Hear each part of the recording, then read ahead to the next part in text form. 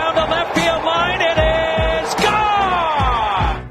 Live from the downtown Carmi studio, it's the Saturday Morning Sports Show. Live on 97.3 WRUL, 93.3 WROY, and online worldwide at WRUL.com. Good morning, sports fans, and welcome to the Saturday Morning Sports Show here on 97.3 WRUL and 93.3 WROY. The sports show is brought to you by Rice Motor Company, Cherry Street Automotive, Citizens National Bank, Nancy J. Winter CPA, First Mid Bank and Trust, Hale Body Shop, Roark Transport, Farrell Hospital, Little Giant Grocery Outlet, Jordan Funeral Group, Wabash Christian Therapy, Bush & Associates CPAs, Taylor Eye Care, People's National Bank, Hamilton Memorial Hospital, Rush Appliance, Wabash General Hospital, and Boomtown Solar Energy. Cole Carter and Travis Black, J.C. Tinsley across the hallway getting us on the air on this Saturday morning. Apologize for no show. Last Saturday, I had a cold, sinus, I don't think it was a flu, but whatever you want to call it, was not feeling fantastic last week, but I'm back this week. Apologize for that, but we're going to go ahead and introduce our guest for the morning. It is the Carmi County head coach of the girls basketball team, Clinton Wolff. Coach, thanks for coming in this morning. Morning, fellas. Appreciate the opportunity to come in. Thanks. So, Coach, you guys are about 3 weeks into your season now in terms of playing games. It's going to be a learning process you have a young team. You graduated 5 seniors from last year, but I think all three of us can say throughout 3 weeks we've seen a lot of growth and a lot of good things from this team. Oh, absolutely. And, we've talked about it on the air after games a couple of different times. The inexperience. We do have 3 seniors and 2 juniors, but again, we only return 1 lady with any significant varsity minutes. And so it's been a joy talking to some former coaches. Sometimes these are more fun years because of the opportunity you get to work and practice. I'm a grinder. I love practice. Most people don't, but I do. And just the opportunity to get better every day. And we've had some really, really good practices this week. And it was a unique week playing on a Tuesday versus the Monday, coming off that Thanksgiving break after the tournament down there at Harrisburg. So, Monday was a good practice. Had to play Hamilton County, and they are good. And then we had a great practice on Wednesday. I thought our effort was really, really good Thursday night, and then had another great practice yesterday, and it's good. It's been a great experience for me with a young group trying to learn, and our younger girls are getting better, kind of buying into some of the things that we want to do at the high school level, and it's been good. You mentioned the 2 games this week. Earlier on Tuesday, the game against Hamilton County. One of those games you just want to put behind you. They're a great team. You guys didn't have your best showing that night, but I was really impressed how the way the girls turned around just 2 days later and played probably their best game of the season against a pretty good El Dorado squad as well. You guys almost pulled that one out. Let's talk about the way the team was able to turn things around just in a short period and be like a completely new team. Well, Hamco's good, and I feel like, for whatever reason, and we're talking, we see it even at the professional level at times, and college especially. Michigan almost losing to Illinois and then coming back the next week and beating Ohio State. Well, they weren't ready. They didn't want to play Illinois. They could care less. They were moving on, looking past that. And then there's the other part of it. Oh, they're so much better than we are. They, in 8th grade, won the state title, and you just kind of get that in your mind. And as a coach, you try to not let that happen, but they're still 15, 16, 17, 18-year-old kids. And we went over there, and I think they knew the game was over before we even got on the bus. And that's the wrong attitude to have. And that happens a lot in high school sports. It does. It happens a lot, and it's frustrating as a coach. And I've seen it. I've been coaching for 17 years.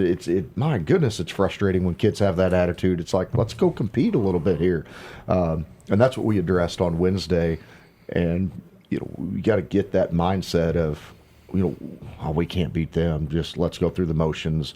Our effort in the first half Tuesday was awful. I mean, Coach Simmons and I's halftime speech Tuesday at Hamilton County had nothing to do with X's and O's. Mm-hmm. It was more about, let's get back down the floor. They shot more layups from the right-handed side of the goal than we shot in the entire paint for the game. You can't let that happen. And that's just lack of effort. Yeah. That's not running down the floor. That's not beating your girl down the floor. That's not stopping the basketball. That's just, here we go again. And the second half was much better. Our effort was much better in the second half. The score's not going to show that. And you watch it you may not see it if you're not knowing what you're looking for, but I know Coach Simmons and I both thought our effort was way better in the second half, and that led right into a really, really good practice on Wednesday and then a great effort on Thursday night. You guys are, you talked about effort there, and you guys are a little bit undersized when it comes to in the paint, in the post, and especially on Thursday night's game with El Dorado, they got some size down there, whether it be height or just strength in general. And when you guys went to that smaller lineup with Mara and Lily being the two post defenders, how well do you think, or that they showed leadership there by going in there and getting physical with them and playing defense without fouling, because those two really didn't have that many fouls compared to the rest of the girls? Yeah, Mara's one of those girls that, and again, I know she was extremely frustrated Thursday night with the way El Dorado defends her with that box and one. But Mara's an unselfish player. She's going to do whatever she can do to help the team, and that's her. That's how she is as a person too. Just a great lady.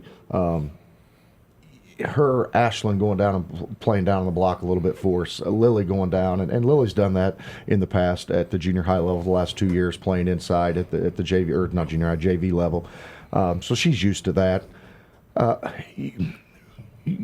Sometimes you're going to have players do things that they may not really want to do, but it's for the betterment of the team. And it's that we over me kind of attitude, and those girls are great girls. They'll do anything we ask.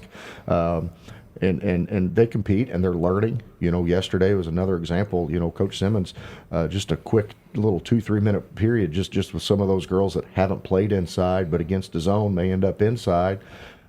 Just working on footwork. That's something they've never been taught. They haven't played that position. They haven't done that. But they're athletic enough, they're smart enough, and they're willing to learn. And so, my hats are off to those ladies. And, we've got a great group of girls that'll do anything we ask. And they're willing to learn, they want to learn, and they want to get better. And we're going to see that as the year progresses. Kind of running through your roster real quick. You got 3 seniors, as you mentioned, Lily Pollard, as well as Shemaine Lavelle and Ebony Hawkins. Just be able to watch those 3 throughout their playing careers and now in here as seniors. Kind of talk about them for a minute. Yeah, Lily and Lily has been with us all 4 years. She's had to play outside a little bit as a guard. She's had to play inside quite a bit, especially at the JV level with the lack of size that we have. She kind of got moved inside. Really happy for what she's brought to our program. She was a great practice player when she was younger. She was always willing to come and work her tail off to make the older girls better, and that's paid off for her coming into her senior year. Ebony Hawkins tore ACL. It would be the Fairfield game, which is coming up Monday, her freshman year, and wasn't able to play her sophomore year, which was the COVID year. It was all, rehab kind of hurt her because of all the lack of being able to go face to face to get the help that you needed back then during the pandemic. Last year came back and missing a whole year of basketball. You could see it, and she didn't probably get as many minutes as she wanted at the JV level, but when she got in, she got better. She's worked her tail off over the summer to put herself in a position to help us this year. So my hat's off to her, and she's another one. She probably isn't getting the minutes she wants, but man, is she just a rock star as a person. I mean, she comes in every day ready to work, wants to get better. Coach Simmons, I joke, I think she could probably go play any spot on the floor for us. She knows everything. She's very, very smart. You show it to her once and she gets it. And that's a huge asset to us as a senior and being a leader. And then Shemaine moved in. She wasn't a part of our program throughout the years, and she's done a good job. She's I appreciate Shemaine just as a person. Her background's a little different than our other kiddos, and I've got a lot of respect for Shemaine and what she does as a person. She's been through a lot, and I just appreciate her coming and being a part of it. And I know she really enjoys the team aspect and being around the girls, because that's something she needs as a person. And so, I got 3 great seniors that are really, really good girls. They're going to go do great things after graduation, and that's our focus. That's, as a coach, and you want to win. I'm as competitive as anybody. I hate to lose. I get frustrated easily. But the ultimate goal, though, at the end of the day, and I've coached you and I had you in school. I mean, you guys are doing great things. That's what we want to see as coaches. That's our ultimate goal, is at the end of the day, when they walk through in May and get their diploma, what are they going to do after that? Are they going to be a productive citizen? Are they going to be great men? Are they going to be great women? Are they going to be great dads? Are they going to be great moms? Like, that's our goal, at least my goal as a coach, and I think that's what most of our coaches at the high school here in Carmi are about. It is wins and losses. Wins are important, but it's building better kids. And these three ladies are just, that's what they're rock stars. They do a great job for us. So we've just been talking about the seniors here, so let's talk about those freshmen. Addie Elliott, Caroline Simmons, they are getting better each game. I watched some of the JV games they played. They play well there. They play smart basketball. Just speak to what are you seeing in practice that just really gives you confidence to give them more varsity minutes? Well, they're obviously talented.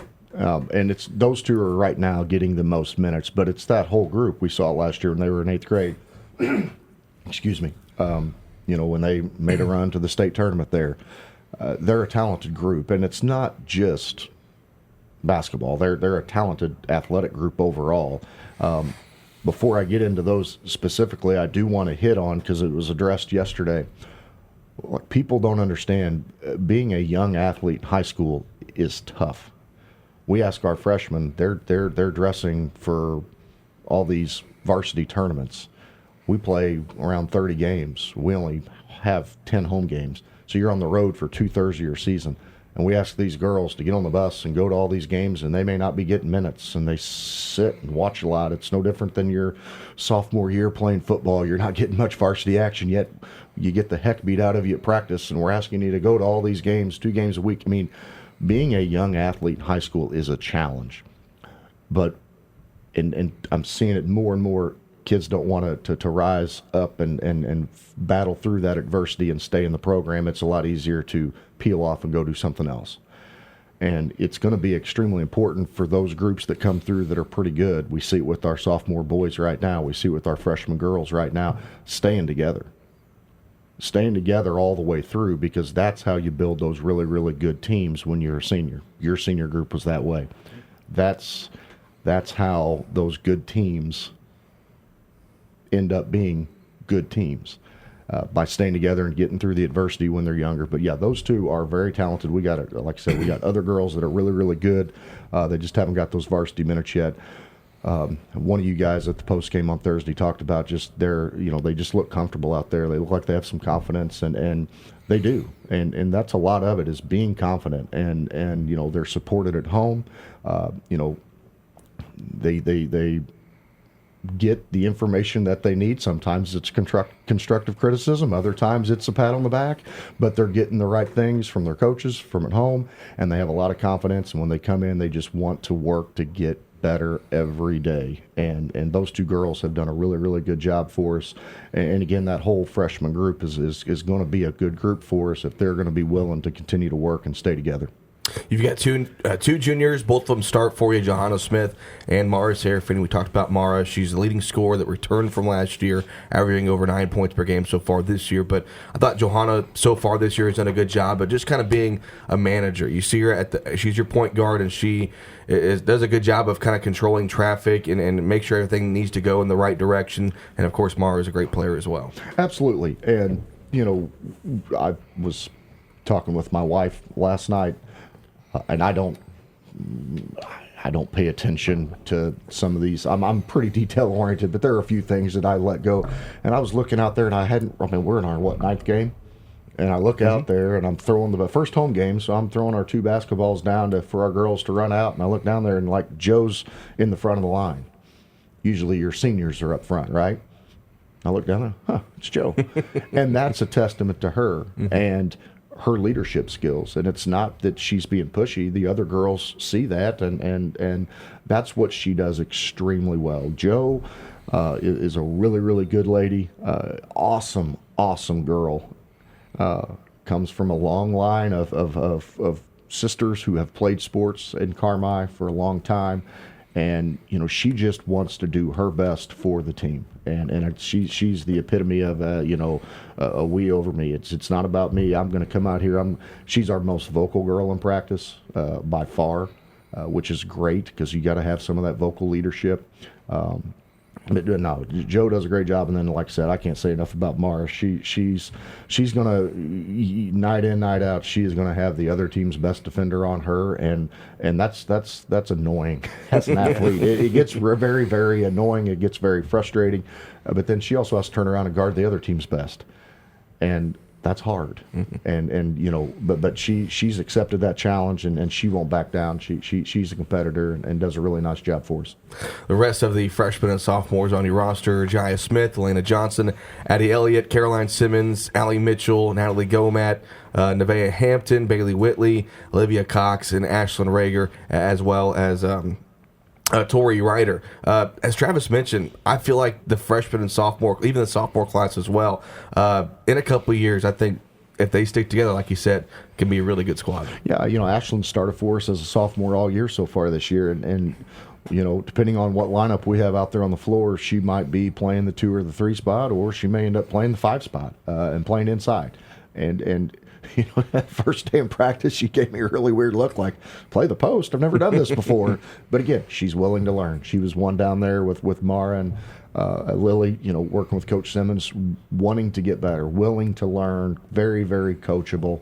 Does a great job for us. And as a sophomore, and Elena, last year in JV, same thing. When we had a lot of post-type players last year at the JV level, there was times she was out on the floor having to handle the ball, and that's not her best position, but she's willing to work there, and she's willing to continue to get better. And then Tori, right now Tori's got some health issues.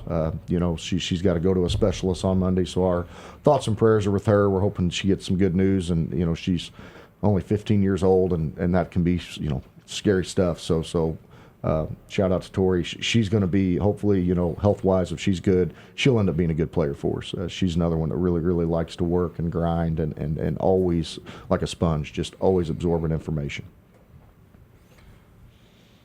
So, throughout the football season, this kind of relates in the basketball season as well, but I thought Thursday, for those that were at the home game when you guys played El Dorado, I thought the environment and the crowd was awesome. It was a fun game to be a part of, and thinking about that the other night, it just got me thinking about how I thought in the past 3 or 4 months, the community in terms of sports and bringing everybody back together, and I think it has to do a lot with, of course, COVID and fans couldn't attend games and things were different, but now that we are back to kind of a full, normal sports calendar year, it feels like the community is just so brought together thanks to the Bulldogs and Lady Bulldogs. Just talk about that, because obviously you saw it as a football coach, and now on the basketball court as well, it's translating over. Oh, absolutely. And I'll first start with, and again, I forgot. I was looking at some pictures from last year. We were still wearing masks playing basketball last year.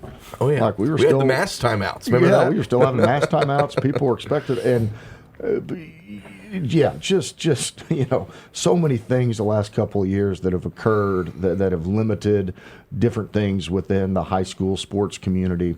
And our volleyball team was good this year. You go to a couple volleyball games and you see the kids in the student section and the fans energized. Obviously, it helps when you're good. Let's just call a spade a spade. It helps when you're good. Bandwagon fans, we got to have them. That's just life. That's how it goes. Not calling you out there, folks. Don't get mad at me. It is what it is. I get it. Thankfully, what you guys have done here, being able to stream a lot of these games is huge as well. I can't tell you how many different individuals in the community have said something to me about, man, I can't make it there, but it's so nice I'm able to watch it live on YouTube. So I don't know, you have those numbers on how many people watch all those things. I don't, but I'm sure it's a significant number. I mean, our community needed this. There's a lot of diversity when it comes to school right now. There's a lot of ill feelings towards different individuals that are work with or are affiliated with the school district. And what this community needed is exactly what our high school kids have been able to provide them since August. A really, really good volleyball season, a really, really fun football season. Our boys are exciting. They're darn good. I mean, I don't know the outcome today, regardless. Heron's really, really good, but our boys basketball team is fun to watch. I've been around for a long time, and I don't think I've ever seen two kids on the same team at the same time that could slam one down whenever they want to, and we have that this year. That's exciting. Well, ever since me and Travis played. Yeah, well, I forgot about you two and your trampoline that you guys needed. We went to Sky Zone for it. Yeah, with Sky Zone. But like, it's exciting. And are our girls going to win a ton of games?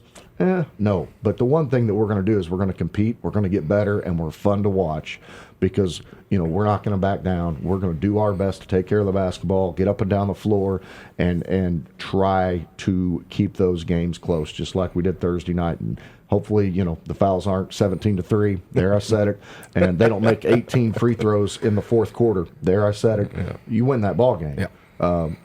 So anyway, but our community needs it. And what we love and what I don't think our community understands is how much the kids appreciate it.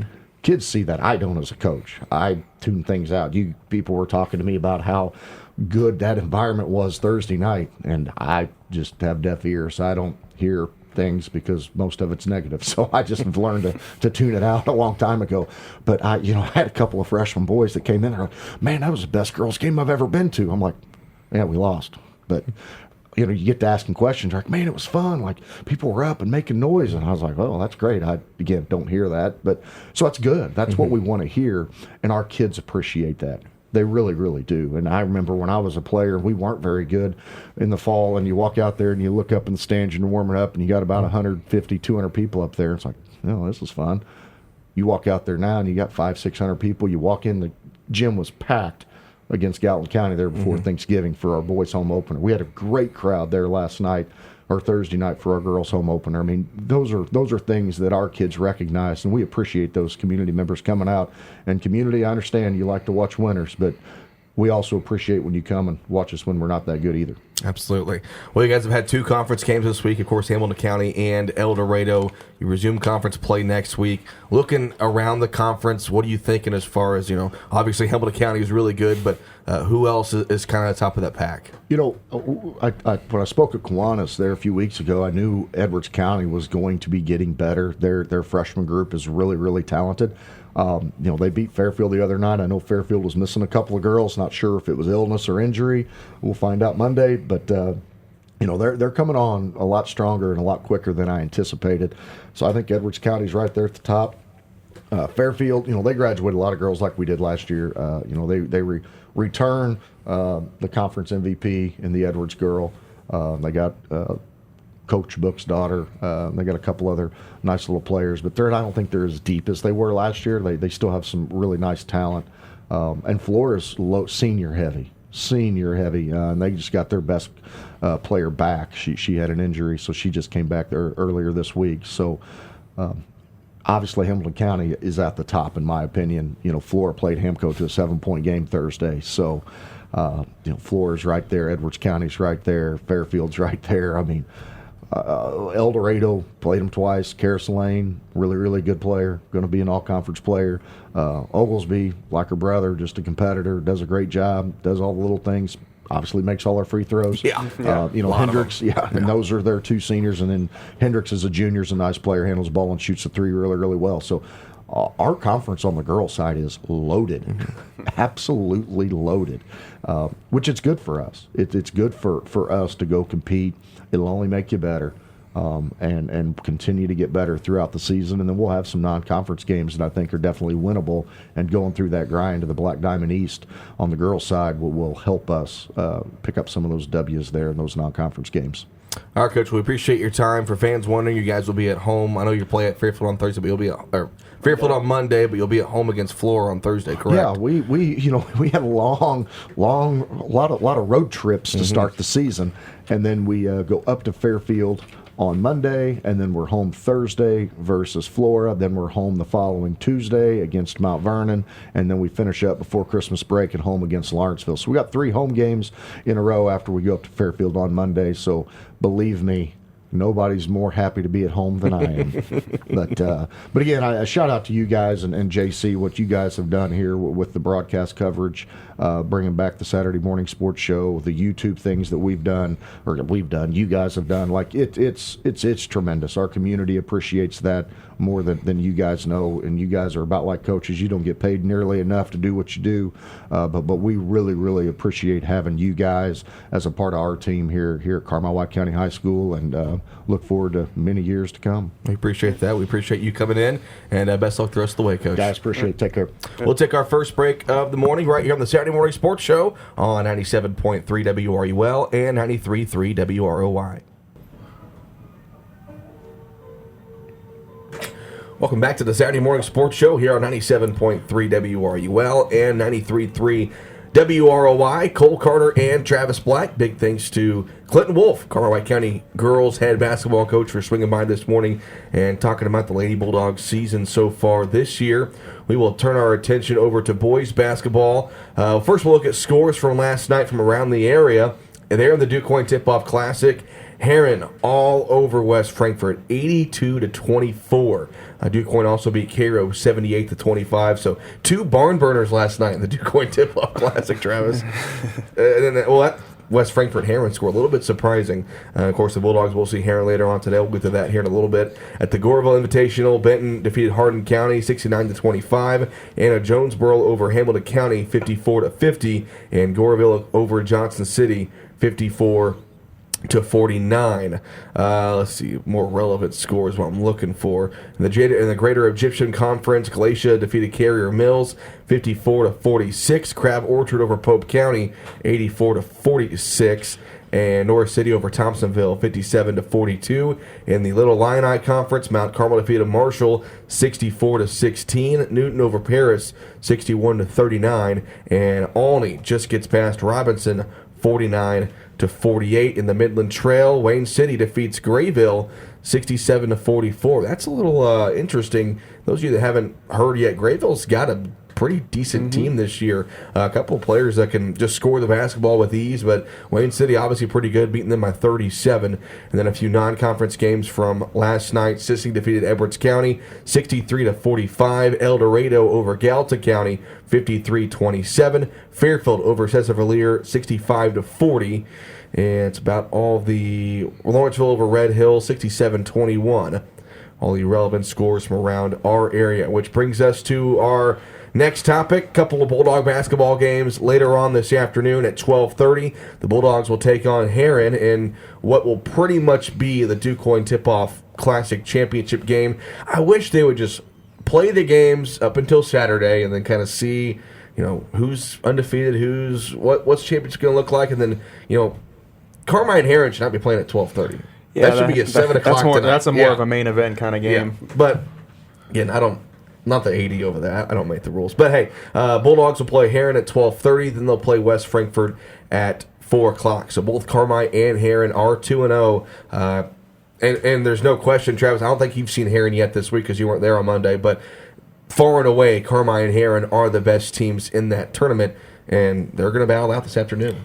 Yeah, those 2 teams are the best in this tournament. I mean, I've gotten a chance to watch West Frankfort, and they're a solid team. You can't really overlook them, but they're not just on the level of Heron and Carmi. No other team there is, and this is going to be a great game at 12:30.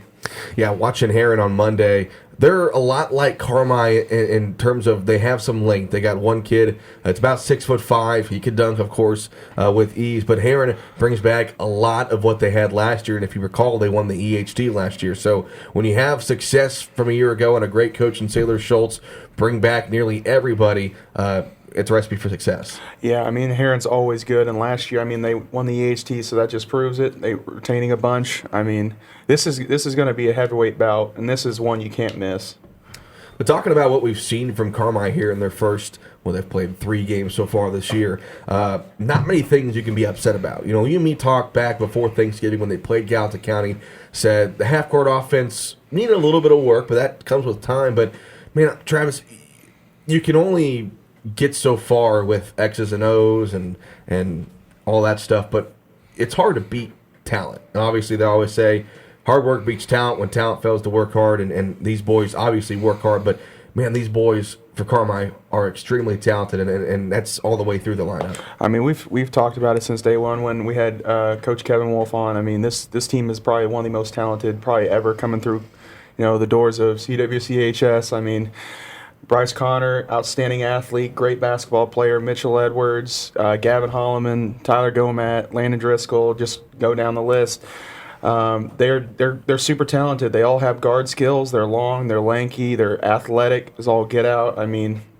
the X's and O's, they have a little bit to work on, but like you said, I mean, sometimes you can just out-talent people. Today, we'll see how well they, run their half-court offense, because that'll be really the deciding factor in this game, because Heron's very talented too. So it's probably going to be a wash on the talent. We're just going to see who can run their offense better, who can control the game better, and who can run it at their pace. Keep the game at their pace, however they want to play. They want to play it slow. They want to play it fast. If you can get them playing at your pace, you'll have a great opportunity to win this game. You made a good point to me earlier in the week in saying that Carmi hasn't really faced anyone with the size the Bulldogs have. Gallatin County had a couple of kids 6'4" and up, and they did okay against Carmi in the half-court defense. But, especially this week, Duke Quoin didn't have anybody necessarily tall, and neither did Cairo. And Cairo, that was just a practice more or less. But we're going to see Heron today really be able to match up with Carmi. They got a 6'4" guy who's probably going to guard Bryce in the post. They got some other guys that can guard Mitchell and Gavin and Tyler and so on and so forth. But today's going to be Carmi's, obviously, their toughest test to date by far, but especially when it comes to size and defensively on the inside, Carmi's going to have some troubles. I mean, this is probably the toughest test they might face all year, because Heron is one of the best teams in Southern Illinois right now, and they probably will be for the rest of the year. But this will be the test. This will be the measuring stick to see how far we come, or see how far we still need to go as a team. But I think they'll rise to the occasion. It's a championship atmosphere game. Probably a lot of people are going to be there, show up for it. I mean, there's going to be excitement in the gym. It's going to be like last Tuesday night at that home game against Gallatin County. If they can feed off the energy of the atmosphere, I think they'll be able to rise and shine for this game.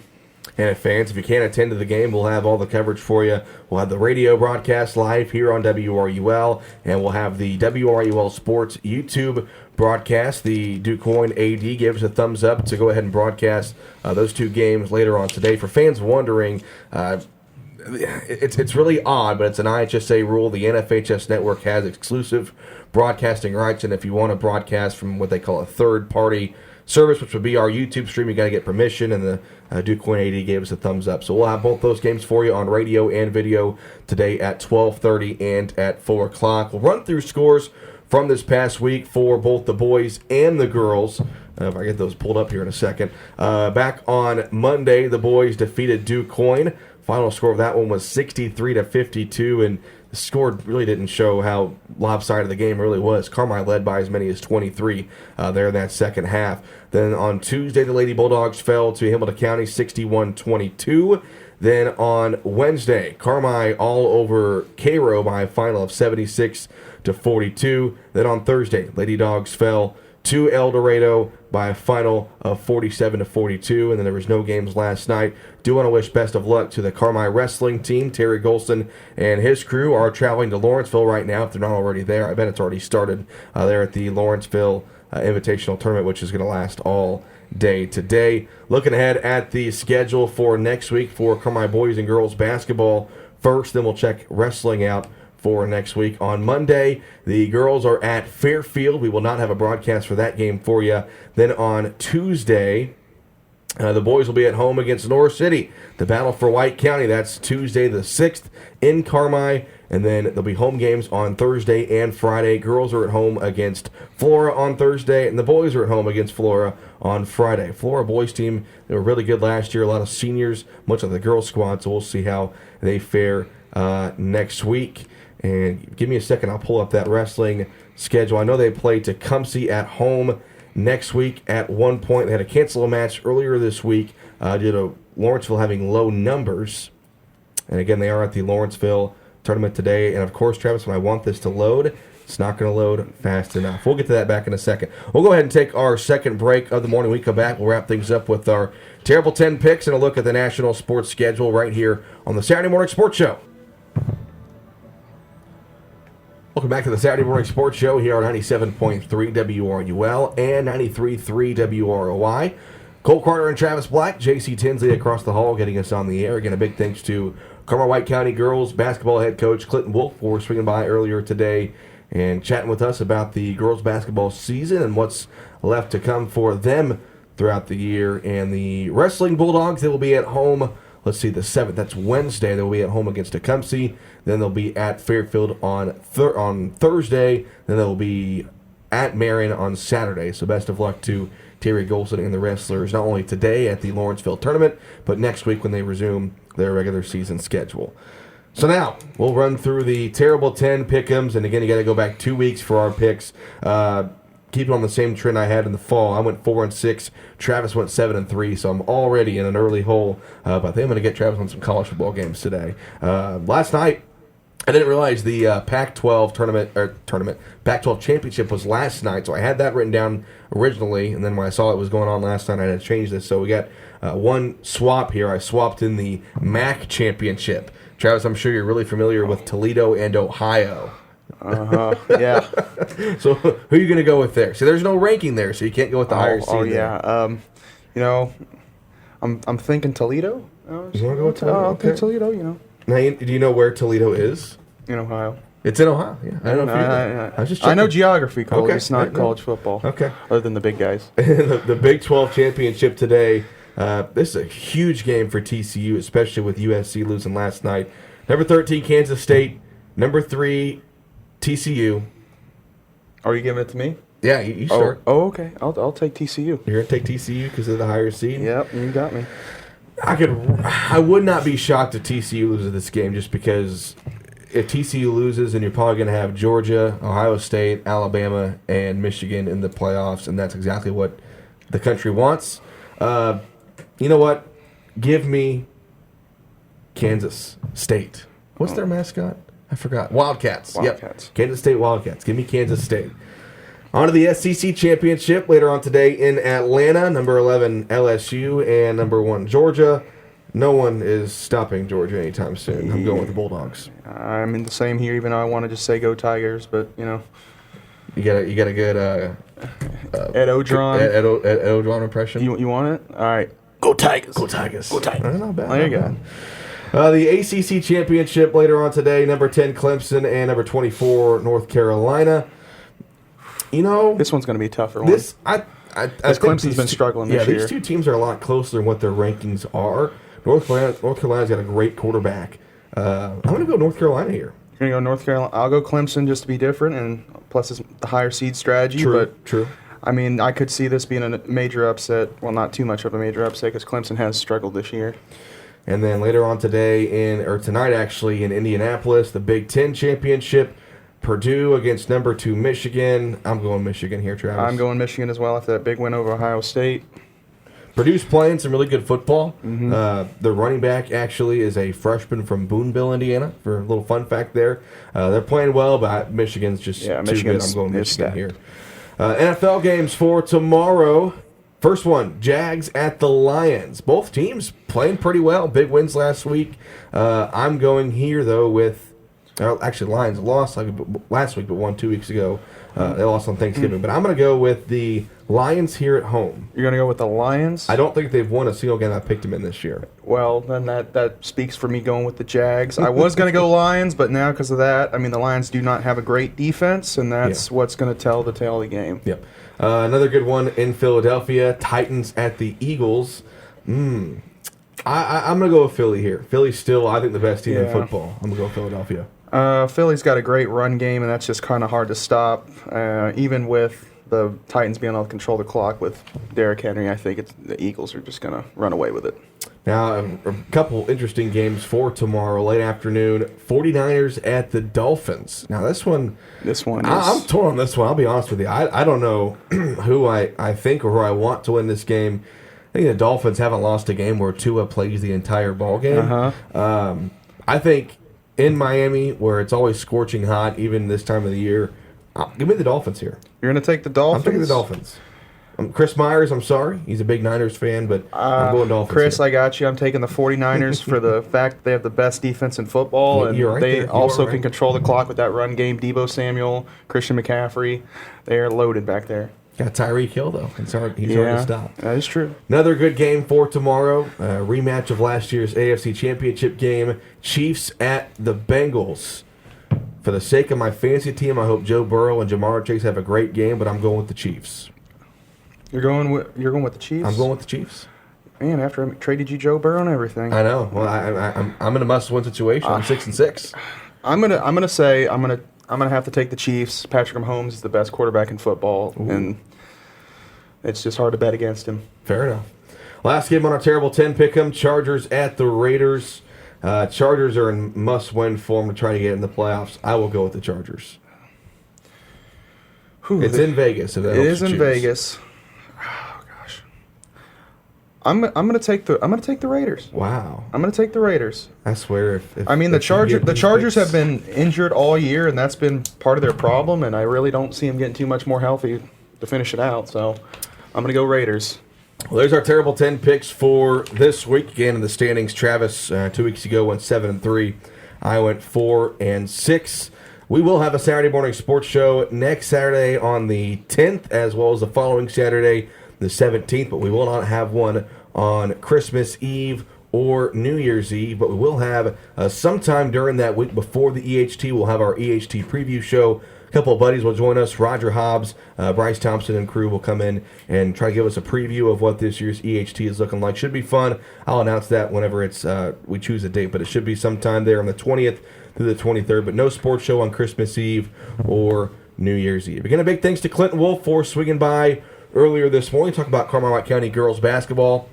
And again, later on today at 12:30, the Bulldogs take on Heron and what could be the Quoin Tip-Off Classic Championship game. They'll face West Frankfort then at 4 p.m. You can listen to that game live on 97.3 WRUL. And you can watch the game on the WRUL Sports YouTube channel. Travis and I will be spending our afternoon in DuQuoin. Where else would you want to be on a Saturday, Travis? Nowhere else other than Championship Saturday at Quoin Tip-Off Tournament. I do agree. We were looking at the schedule, and the last game of the tournament starts at 5:30. I think that's so weird. In years past, it's always been about 7 o'clock. Yeah. Normally, that you don't get out of there if you're All tournament team is it's 9:30 whenever the game ends. And then again, I don't make the schedule. we don't make it. We just follow it. If I did though, I'd want to play that last game about 7 or 8 o'clock. But oh well, get us home earlier. That's a bright side of it. But again, a big thanks to JC Tinsley across the hallway getting us on the air. Don't forget, coming up at 10 o'clock is the Little Egypt Saturday Showcase with Luke Nelson at 10 o'clock. So for Travis Black, I'm Cole Carter. If you listen to us later, we'll talk to you then. If not, have a great weekend, sports fans.